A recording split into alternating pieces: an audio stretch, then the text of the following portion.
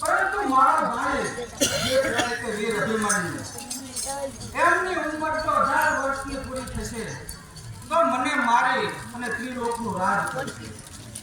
માટે હાલ એમને મારવાની યુક્તિ રચું કે હા એક રસ્તો છે કે ત્યારે પાતાળી વિશે એક મહાન યજ્ઞ ચાલે છે કે તાણકી નામનો દૈત છે, બહુ બળવાન છે, એ યજ્ઞ પૂરો થવા દેતો નથી. માટે હું બ્રાહ્મણનું રૂપ લઈ અને પૃથ્વી ઉપર ધર્મરાજા પાસે જાઉં કે ધર્મરાજા પાસે જઈ અર્જુનજીને મારે કરી લઈ આવું. એક સ્વરૂપે પાતાળી વિશે હું તાણકી દૈત સાથે યુદ્ધ કરતો રહીશ. બીજા સ્વરૂપે પાંડવો સાથે હું યુદ્ધ પાંડવોની સાથે મારા ભાણેજને મારવાની યુક્તિ કરતો રહીશ.